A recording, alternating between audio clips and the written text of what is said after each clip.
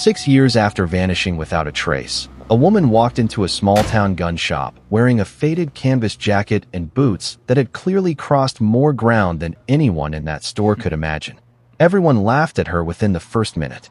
20 minutes later, an old man near the ammunition rack was gripping her arm like she was the only real thing left in the room, and 2 men in dark suits were already on their way, though nobody in that store knew it yet. Because the quiet woman standing at the counter wasn't who she appeared to be, and the few who eventually understood that would spend a long time afterward wishing they'd looked a little closer, a little sooner. Before we go any further, tell us where you're watching from today. And if you enjoy stories about forgotten warriors and silent strength, subscribe to Legendary Veterans. Now, let's go back to the moment Sarah Callahan walked through that door. The store sat on a corner lot in a small Montana town, the kind of place that had been there long enough for the town to grow up around it rather than the other way. Rifles lined the back wall, handguns sat under glass along a counter that ran the length of the store, and the floor had the particular worn shine of a business that had been swept the same way every morning for 2 decades. A ceiling fan turned slowly overhead, doing very little against the afternoon heat. Country radio played low from somewhere behind the register. The bell above the entrance was still swinging when the first laugh came. Colton, mid-20s, backward cap, the specific brand of confidence that comes from never once having been seriously tested, was leaning against the glass display case when he saw her. Worn jacket, faded jeans, boots that had walked more miles than his truck had. "You lost," he called out. Hardware stores 2 doors down. His buddy, leaning on the counter beside him, didn't even look up from his phone. Maybe she's looking for gardening supplies. Sarah didn't answer either of them. She moved down the row of rifles mounted along the back wall, her eyes tracking slowly, the way a person reads something they already know by heart. Her gaze settled on a bolt-action rifle mounted apart from the rest, older, heavier, out of place among the polished hunting rifles surrounding it. She pointed at it without raising her voice. "Can I hold that one?" The store owner, a broad man in his 50s named Dwayne with a gray mustache and a ring of keys on his belt, looked up from behind the counter with the kind of expression people reserve for explaining something to someone they've already decided won't understand it. "That's a military pattern piece, ma'am. Not exactly a starter rifle." "I'm not starting," Sarah said. Dwayne hesitated, then shrugged and lifted it down. He set it on the counter the way you set down something you don't expect to matter.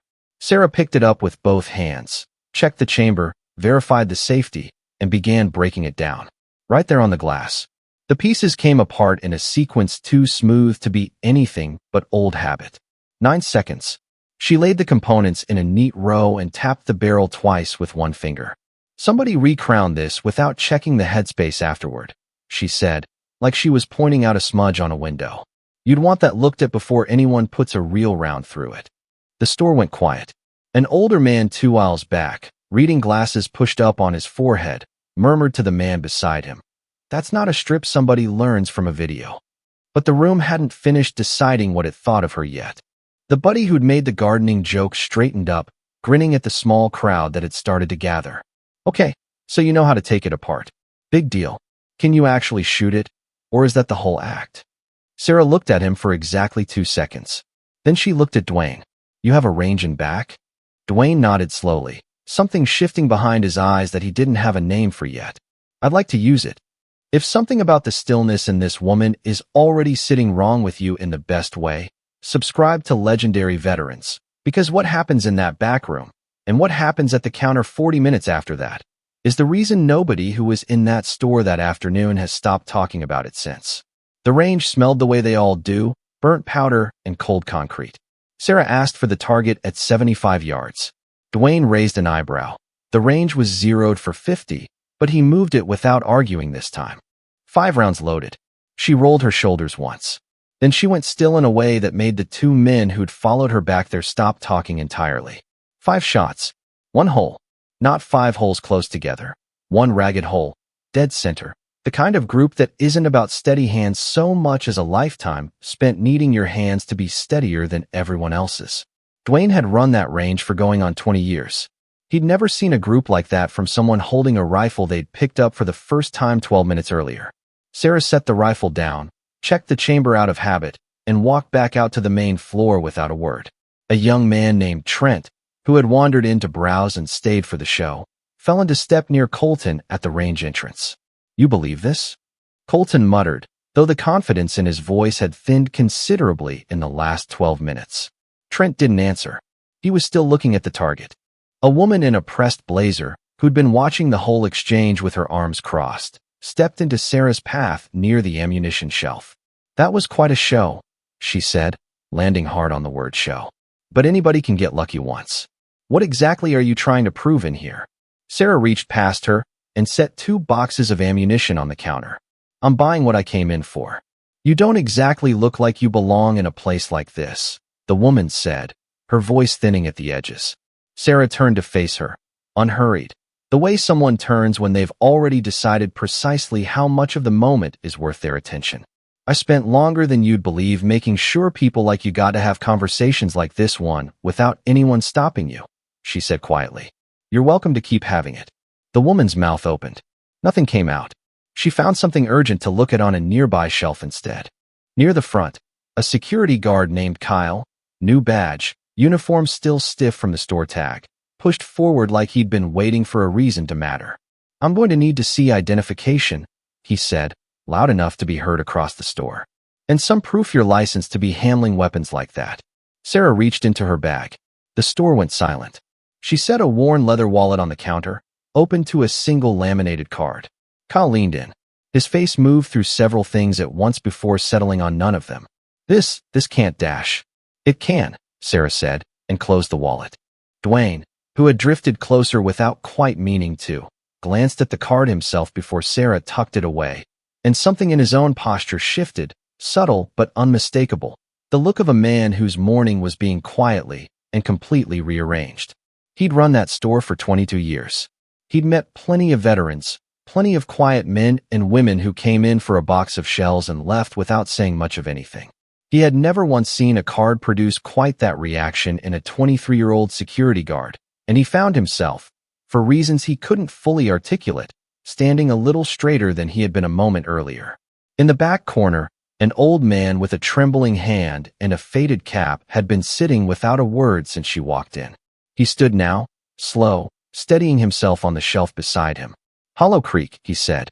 His voice cracked halfway through it. 91. The flood. The store didn't move. There were 6 of us stuck on that ridge for 2 days. No radio contact, half our gear gone downstream. A woman came through on foot, alone, at night, and got every one of us down that mountain without losing a single person.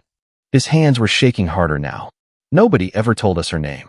There's no record of it anywhere I ever looked. I looked for years, filed requests, wrote letters to 3 different agencies that all told me the same thing. No such operation, no such personnel, nothing on file. He stared at her. "That was you." Not a question. Sarah looked at him for a long moment. Behind her, the store had gone so quiet that the ceiling fan's slow turning was the loudest sound in the room. "You made it down," she said. "Just that. Nothing more." "I've told that story maybe a dozen times in 30 years, Walt said, his voice unsteady now in a different way than before. "Half the people who heard it didn't believe a stranger walked 6 men off a mountain in the dark without so much as a working radio. The other half thought I'd built her up into something bigger than she probably was, the way memory does with the people who save your life." He shook his head slowly. "I never built anything up. I remembered exactly what happened. I just never had anyone to tell me I wasn't imagining the size of it." "You weren't imagining it," Sarah said.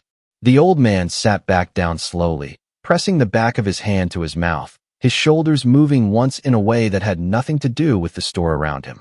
"Subscribe to Legendary Veterans, because some stories only surface when the right person walks back through the right door, and what shows up in this parking lot 4 minutes later is the part nobody in that store expected." The bell rang again. 2 men stepped in. Dark suits, no ties, the kind of posture that isn't about fashion. They found Sarah in under 3 seconds and crossed the store without acknowledging anyone else in it. The taller one held out a sealed envelope. "Recall," he said. "Priority. Window opens in 20 minutes. Sarah broke the seal, read the single page without expression, folded it back along its creases, and slid it into her jacket. The shorter of the 2 men glanced around the store, at Walt, still seated with his hand pressed to his mouth, at the small crowd that had gathered near the counter, at Kyle standing frozen with the wallet's image still fresh in his mind. He said nothing about any of it. Whatever training had shaped him to notice a room completely without commenting on what he noticed in it. She turned back to Dwayne. The 2 boxes, and whatever you've got for a cleaning kit. Small 1. Dwayne had it bagged before she finished the sentence. Exact cash. No receipt requested. While Dwayne rang up the total, the taller of the 2 men checked a slim tablet, confirming something silently, then looked towards Sarah with the specific patience of someone used to waiting exactly as long as necessary and not a second longer. Nobody in the store spoke. It was the kind of silence that didn't feel empty so much as full of things nobody present had the clearance to say out loud. Colton, the one who'd made the joke about the hardware store, was standing near the wall with both arms loose at his sides, whatever confidence he'd walked in with that morning nowhere to be found. As Sarah passed him, she slowed for half a step. "You don't need to know what I've done," she said, without fully turning toward him. "You need to remember how you acted before you knew anything." She didn't wait for a response. At the old man's chair, she paused. He reached out and gripped her forearm, one hand, steady despite the tremor. She looked down at his hand, then at his face. She nodded once. That was everything that needed saying. Outside, the car was already running. She got in without ceremony. It pulled away without lights, without urgency, the way things that actually matter in her life apparently always moved, quietly, and without asking anyone's permission to leave. The store stood in silence for a long moment after the sound of the engine faded.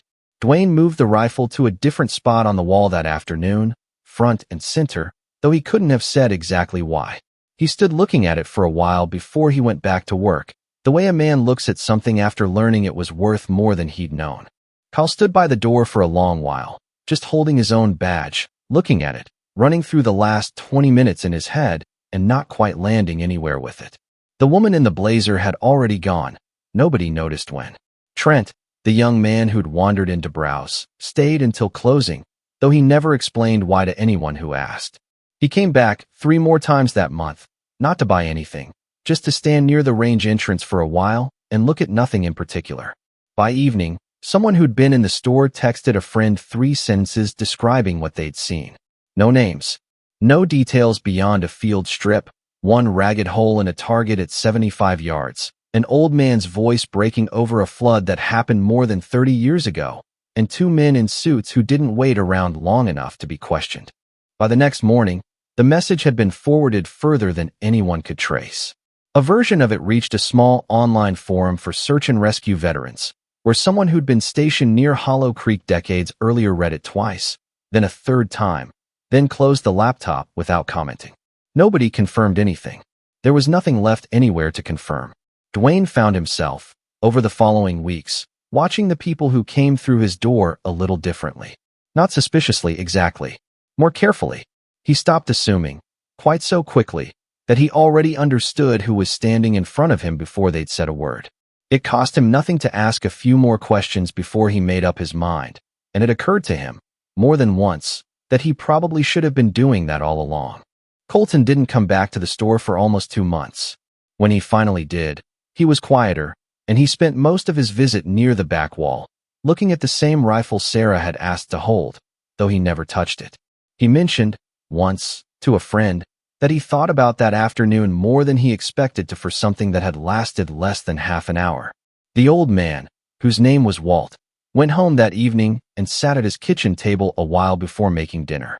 When his daughter called on Sunday, the way she always did, she said he sounded different. Lighter, somehow, though he couldn't explain why when she asked. He said something that had refused to settle for over 30 years had finally, quietly, settled. He didn't tell her the whole story. He didn't think he ever would. Some things, he'd come to believe, were only ever meant to be understood by the 2 people standing in the room when they happened. He kept a small, unremarkable notebook by his bedside table after that, and some nights, before sleep, he wrote down details from Hollow Creek he'd never let himself write down before. The exact cold of the water, the sound the ridge made in the wind, the moment he'd stopped believing any of them would make it off that mountain, and the moment, hours later, when a stranger's hand had found his shoulder in the dark and told him, without unnecessary words, that he was going to be fine. He didn't know why he'd started writing it now, after 30 years of not being able to. He suspected it had something to do with finally knowing, for certain, that the woman who'd carried him down that ridge had been real, and had walked back through a door in his own small town completely by accident, only to remind him of something he'd needed reminded of for a very long time. In the moving car, Sarah watched the town give way to open road, the envelope resting in her jacket, unopened again until the road had gone on long enough to be worth reading it a second time. She hadn't walked into that store to prove anything to anyone in it. She'd walked in for ammunition and a cleaning kit ahead of a job that started before the day was over, and everything else that had happened in that building had simply been the world reacting to something it didn't have a name for. She thought, briefly, about Walt, about the specific quality of his voice cracking over a name for a place most people had never heard of. She hadn't expected that. In 6 years of moving through towns exactly like that one, buying exactly what she needed, and leaving before anyone thought to ask her anything, she had never once been recognized. She wasn't certain what to do with the fact that she finally had been, beyond the 2 words she'd offered him, which felt, even now, insufficient for the 30 years he'd apparently spent carrying the absence of her name. She had been built the way certain things are built, slowly, without an audience, until what should have been remarkable had simply become the baseline. The world doesn't always know what that looks like when it walks in wearing a worn jacket and boots with no tread left. Sometimes it laughs. Sometimes it asks for identification it has no right to ask for. Sarah had never needed it to know any better. She only needed it to still be standing, later, when the people who mattered made it home. That had always been the job. It was still the job. The envelope in her jacket said so, in the specific clipped language that had directed the last 6 years of her life. And she read it again as the road opened up ahead of her, the town and the gun shop and the old man's trembling hands already receding into the particular kind of distance she had spent a career learning to live inside of. She thought, once more, about the notebook Walt would likely start keeping that evening, though she had no way of knowing that for certain. Only the general shape of what happens to people who finally get confirmation that a night they'd spent decades doubting had actually been real. She had seen that particular unburdening happen before, in other towns. With other faces, she rarely learned the names of either. It never got any less strange to witness. It never stopped matching, even when she couldn't stay long enough to see how the story ended for the people she left it with. Somewhere behind her, in a small town, an old man sat in a lit kitchen carrying something that had just gotten, for the first time in 3 decades, a little easier to hold. He didn't know her name. He never would. But he had spent 30 years wondering if the woman who saved his life had been real at all, or simply something his mind had constructed to survive a night he shouldn't have survived.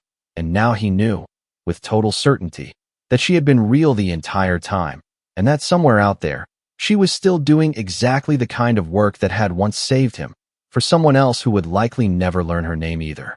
Sometimes that was enough. Sometimes knowing a thing was real, even without every detail attached to it, was the only closure a person actually needed.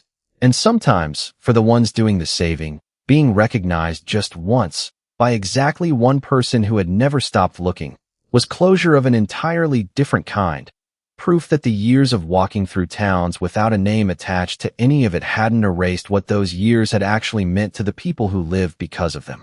Subscribe to Legendary Veterans, because some of the most important people in any room never once say their own name.